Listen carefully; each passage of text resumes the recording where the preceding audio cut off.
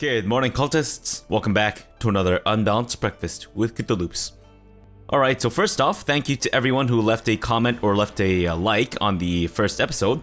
It seems that a lot of people are really excited about the Zunis campaign and Jade Dragon, and so am I. So without further ado, let's get started on our second episode. So in our first episode, we started off as Satrap Jimafuta, and we are still Satrap Jimafuta, who saw his son get speared through the body, and thus left mangled and severely injured during a spear throwing competition. And of course, all Satrap Jimafuta had to say about that event was, well, that's unfortunate. So you can tell this guy's a loving father. Good grief. But actually, it's a good thing that one of our sons bit the bucket, because it means that our realm will be less fractured upon the succession here. So if we can somehow get Shakir dead as well, that would be fantastic, because then we won't have to share the realm with anyone upon succession. But one thing I also want to do is start revoking territories from our guys here, because unfortunately they're a little powerful, more so than I'd like anyways. This guy's my Grand Vizier, but he would also make a good Marshal. But the guy who would make a good Marshal is unfortunately not going to be a good Grand Vizier. So, Mayor Sadri of Bishlang, I'm going to replace you with a Chief Prushibala. There you go. And let's have you train the troops. I don't think I need you to organize the army or nothing. Another thing that I kind of want to do is... I forgot what I want to do. Oh, right. I want to send my Spy Master to the most technologically advanced place in the world right now, and that is Constantinople, which is currently suffering from camp fever. Maybe we should hold off on that. I think another place that is currently really well developed in terms of technology is over here. I believe they are the Western Protectorate. Now, if we want shipbuilding, we would go over to Northern Africa. But since we're a landlocked realm, I think shipbuilding is a bit of a waste. Siege equipment is also in the Western Protectorate. Cavalry is in Arabia, or the Abbasids. Heavy infantry is with the Byzantines. Light infantry, I'm assuming, is the same. What about legalism? I think legalism is probably one of the more important things that we need to research here. So let's actually send our Spy Master over to the Western Protectorate and hope that he does not lose his giblets in the process.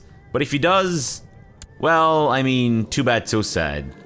He's not a Zunis, so honestly, no skin off the back of my nose, right?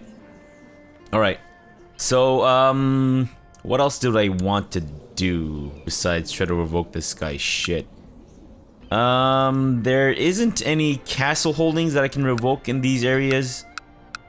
Kind of want to turn this into our capital in the future, but I think for now we're good as is. Alright, so let's let time pass and also keep an eye out on this faction that appears to be developing. Maybe we can give them some... Well, between the two of these jackasses, they seem to have all the minor titles to themselves, so... Ah, jeez. Okay, well, can I go to war against any of these guys? I think we have a truce with them until... Well, for another 3 years, and I'm assuming it's the same thing with this guy. Nope, not 3 years, but 2 years instead. We might... No, I don't think we can actually tussle with him. Not yet anyways. What about these guys? We might actually be able to tussle with the Tide Emirate. We can also usurp the satrapy of Nandin. Sorry, the satrapy of Kabulistan. Huh. We could, but I don't really think there's a need to, because we could just go to war against the Taids for the conquest of Kunduz instead. Yeah, if anything, I think having this, the Duchy of Wait. No, not the Mazpanet. What am I trying to revoke? Oh, right. So I think usurping the Nandin satrapy is going to make things a little worse. Because it's going to fracture the realm even more, I think. So let's hold off on revoking that for now. In the meantime, nothing to plot. No known plots. Except there appears to be an insane mayor who is trying to kill my wife. So can we... Yes, we did. And the reason why I wanted to do that is because if I can if I can put him in the dungeon, then I can also ransom him and gain some extra money. Or I could have him judged by Zun. You know what? Let's save our first judgment by Zun for someone who's a little more important, and instead ransom this guy. Is there anyone else that would like to maybe be ransomed and grant me some money? News from China. Oh right, I completely forgot to actually check out China in our first episode. So China is currently ruled by the Yu Empire, who has a pretty rad dragon emblem or whatever. And the emperor himself is Emperor Li Daizong. Great. And the Protector General Guo Jin of the Western Protectorate. I'm assuming it's these guys. They like African cultures. Well, I mean, that's a little peculiar for that time and age, I guess. And they dislike Iranian cultures. What the fuck? Emperor Li Daizong? Why do you dislike Iranian cultures? What are you, some kind of racist bitch? What the hell, man? What did we ever do to you? Ass nugget? Unbelievable. Alright, fine. Well, then we probably won't try to suck up to this guy anytime soon. But, oh well. And it seems like civil war has broken out. That's what you get for being racist, Emperor Li Daizong, and hating the Iranians. Unbelievable. The long period of unrest and sporadic popular uprisings in China has turned into a full-blown civil war. Because the peasants have realized that this guy's a racist bastard who does not like Iranians. Many think that Emperor Li Daizong is weak and has lost the mandate of heaven.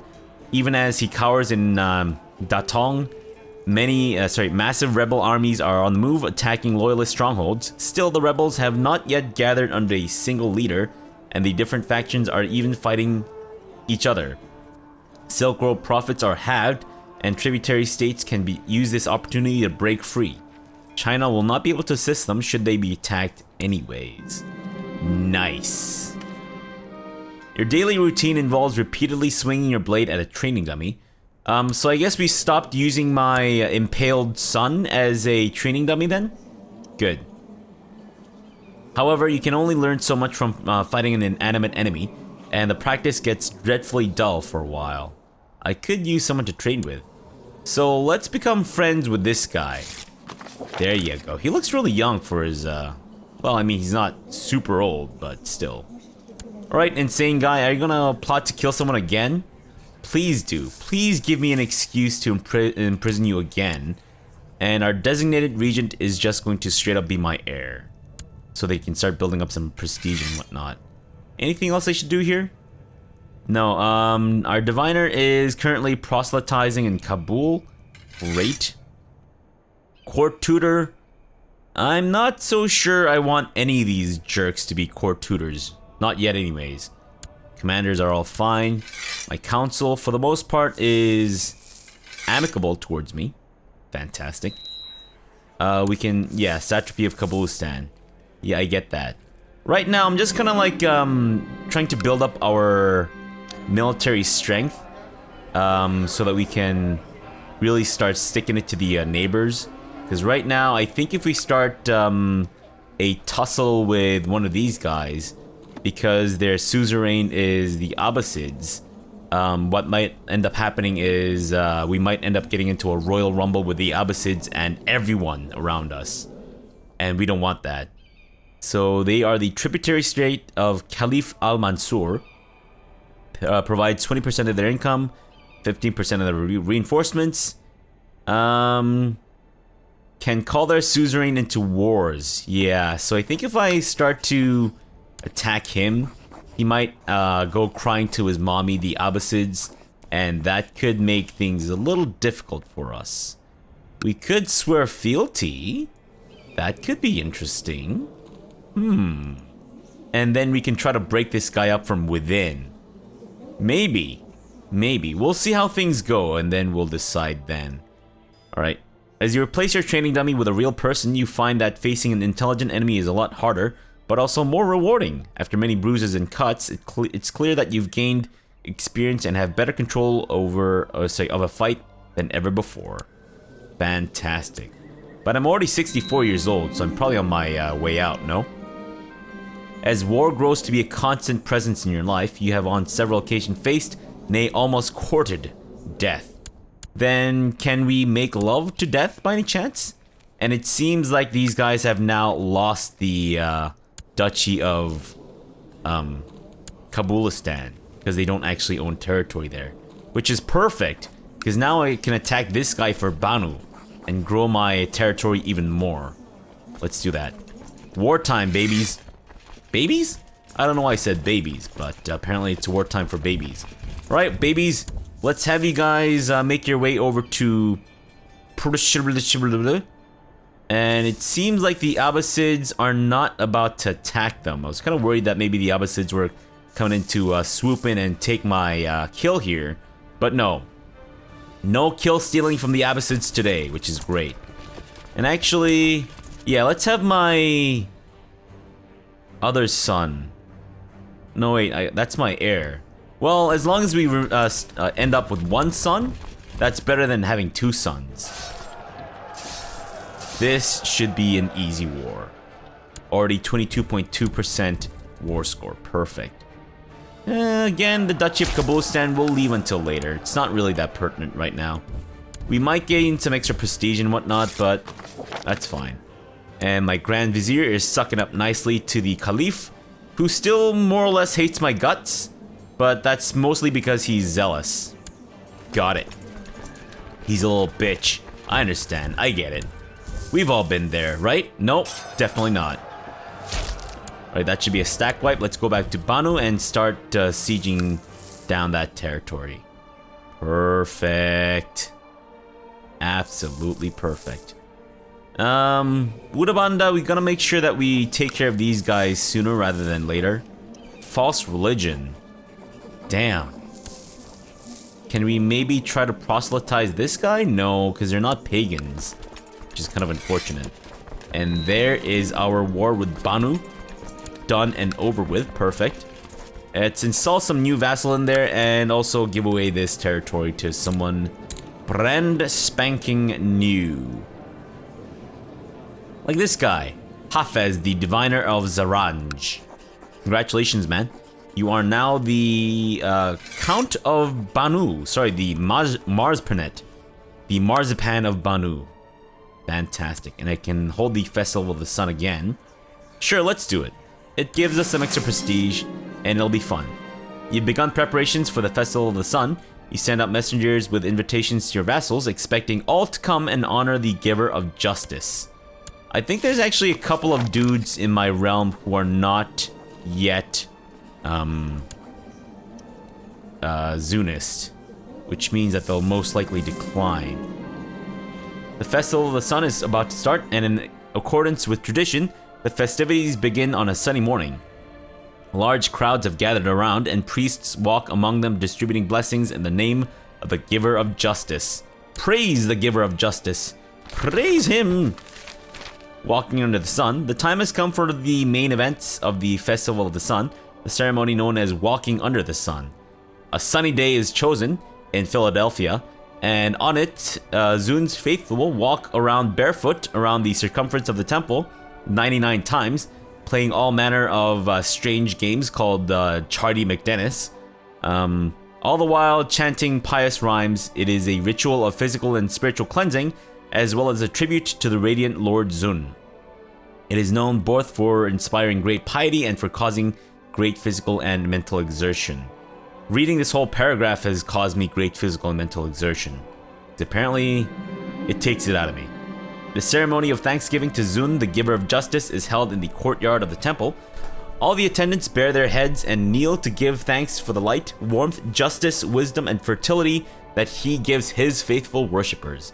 Bread spiced with holy saffron is passed around and consumed by the worshippers. I kind of wonder what that tastes like. I don't really know what saffron tastes like. I think I've had saffron in my tea at some point or another, but I don't know if I've actually tasted saffron. I must have, right? I mean, if it's in my tea, then maybe? Or maybe I had saffron in my rice at some point? I may have. I don't know. Doesn't really matter. Exploring the taste of saffron is not, unfortunately, part of the, within the scope of this campaign. And I should have added... I kind of wonder, I think Hold the Festival of the Sun is marked as a important decision.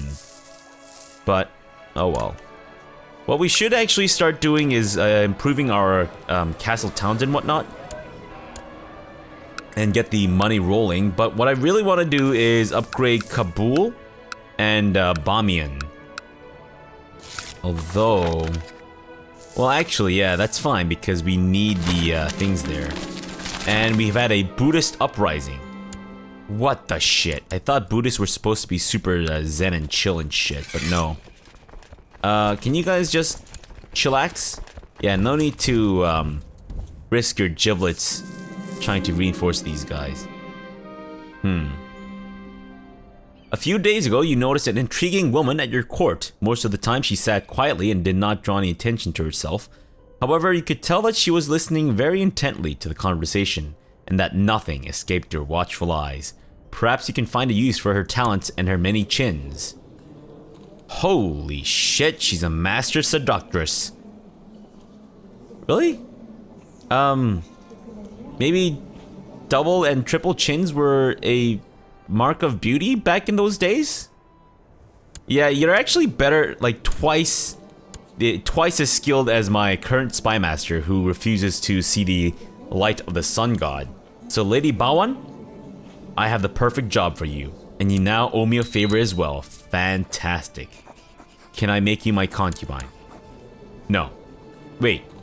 Oh, I can have concubines. I was kind of worried for a second there. I thought maybe I couldn't have concubines, but no, I was wrong. Wait a minute.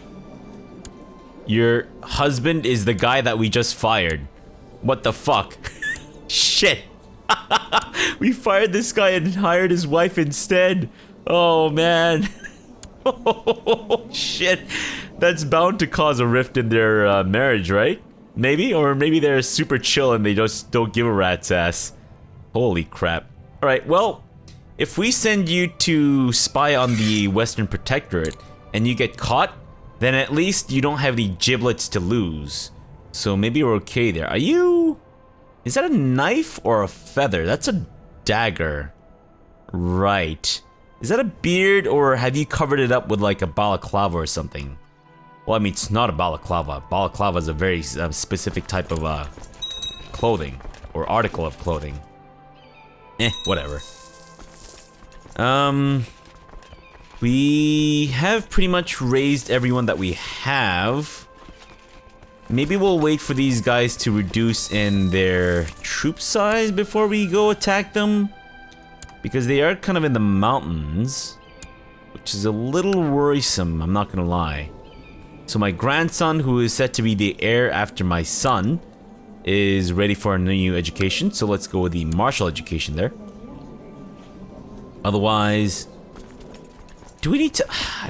No, we can't hire a mercenary group. I mean, we can. We get like 16 dudes. How are you even a mercenary band? That's not even a mercenary band. That's like a group of brigands. Your coat of arms basically says it all. Why? Pulad Karluk? Why? Like seriously, man, why? But, what's their army composition like? Do we know? I don't think we know. He's actually fairly, skilled as a military leader. So that might not be great. But I think we might have to regardless. Is there anyone that we have not yet? Maybe these guys? But they kind of need to go in through over here. I don't know if it's really worth it at that point. Well, I mean... Sure, let's do it. It's fine. Why don't you guys gather around and try to help out however you can. But I'm not expecting it to be too much help. Okay, they've currently sieged down a couple of places. Not great. Kinda wish these guys could travel a little faster. It's only 51 dudes. What, you guys can't scale this little mountain range? Come on, man. What the shit? Why do you guys not have super radioactive spider powers? Unbelievable. Okay, so they appear to be gunning for the entire duchy. Which is fine by me, because that means they need to... Ah, wait a minute. Wait just a cotton-picking minute. Okay, we might actually be able to, yes. We'll force them into the plains, and then we'll be able to take them on in more favorable grounds. In the meantime, our truce with Bo Fazun is about to expire. Fantastic. So this is perfect timing. Matters of life and death. With age comes wisdom, they say, or at least it may change the questions we ask, you mutter to yourself. You've had trouble sleeping lately. More often than not, while the rest of your court is sound asleep, you find yourself staring at the ceiling. You are getting older, each day closer to leaving this plane of existence. It is folly to fear such things, of course, yet you cannot keep these feelings at bay. Didn't you used to dream of... more? What about you and Emira Li Zhanyi? What happened to love? You sit up straight in your bed. This is ridiculous. You are the ruler. You have people ready to serve your any whim. Perhaps your counselors have ideas? If nothing else, it might ease your trouble sleeping. I really don't want to gain content. So yeah, let's summon the council. I don't really want Jimafuta to become immortal, because that would be that would be crazy for our very first character to become immortal. And besides, he's not even a genius, so he kind of sucks. Yeah, meeting of the minds. Your council convenes and the faces of your advisors speak of confusion. Why are we here, my lord? It comes with a hint of concern. You sit down and the suspense is almost tangible as you leave the question hanging in the air. Finally, you speak, and without disclosing much of your current nightly restlessness, you convey the message eloquently enough. I want to discuss the concept of life and death, and I want to look into everlasting life. They nod slowly. So, what do you think? The spirit rises in the room as your counselors start to talk, some hesitantly, some gesturing wildly. They all have ideas. Alright, Chief Eridan, organize a search party. Or... wait. Yeah, let's have you organize a search party. And how are we doing with this fight? Perfect. That's right, you suckers. You malcontent Buddhists. And now, we blast you right in the ass. Fort's vassalization? No. Straight up conquest of Udawanda. That's how we do things around here. Boom. Alright, kiddies, let's do this. Let's blast Udawanda right in the ass. And you are about to attack us, so how about no? Okay. Fine. They're starting to take the offensive, but that's not really gonna help them. Because they're actually sieging down a place in our plains here, which is, again, doesn't really afford them any kind of protection. What happened to our last diviner? Did we lose him? Is he straight up gone? Oh, right, this is the asshole who refuses to preach to the pagans. Well, you know what? I know you just got your job, but you're fired again. Eat shit. Now, can you please go back to proselytizing Kabul? It's one of our holy sites. Ah, wait. Proselytizing is not really gonna work. Okay, fine. Because we haven't reformed our religion. I get it. Pujari Vatsaraja, a preacher in the service of Maharaja Cocksmith of the Pratihara Kingdom, has arrived in Bost to spread the gospel of their foreign religion. He has little regard for our old faith, declaring it sinful, and has explained in detail the horrors we shall suffer in the afterlife unless we mend our ways. Well, I don't think you know us very well, man, because we have faced horrors in this lifetime as well. Of course, anyone who is a devout follower of the Zunist religion needs to have mastered the Dark Souls series, including Demon Souls itself. So, good luck, buddy. We're masters at this. So we're gonna show you the horrors of Dark Souls, and also ransom the hell out of you for some extra cash. Fantastic. I love that. I'm gonna miss that actually when we become reformed. Because when we become reformed, people aren't gonna send us missionaries anymore, meaning that we can't ransom them. It's not gonna be a revolving door of money grabbing, but that's fine. Paying your passage. I'm not gonna say I believe the stories, but we have picked up some promising information, my lord, Chief Eranon says. However, we could do with some more supplies if you are to journey even farther, or further. In fact, I would like to send word to hire scouts in certain more distant regions, if you are to follow the leads and continue this mission. He pauses at the door, his posture strained. Of course, there are other ways to reach eternity, he sighs. When you open your mouth to respond indignantly, he interrupts you. I suppose the attitude comes with the job, master. My apologies. Your marshal exits the room, his steps growing fainter as you consider your options. I could lose money for what is most likely not gonna happen. So, you know what? Sure. I'm not a believer. There you go. Let's abandon our quest for immortality, because I don't really want Jimofuta to become the immortal. At least not... yeah. I mean, I'm not opposed to having an immortal ruler, but this early on in the game, especially with this guy that we just started with, who's not all that amazing, he's a mastermind theologian. Like, come on, man. Come on. Could you have picked a worse education? No. So we don't want him to be the immortal guy. And it seems like my son wants to kill my other son. I'm actually okay with this.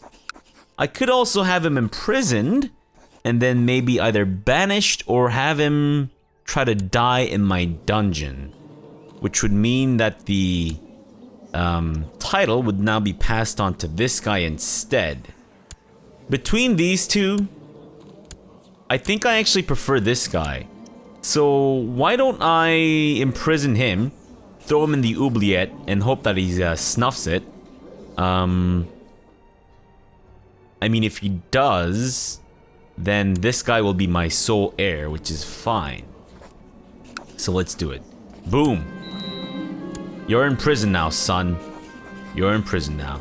Have him judged by Zun. Or we could throw him in the oubliette. Alright, let's throw him in the oubliette, and then have him judged by Zun after the war ends. Because I feel like, I don't want to split our attention too much here.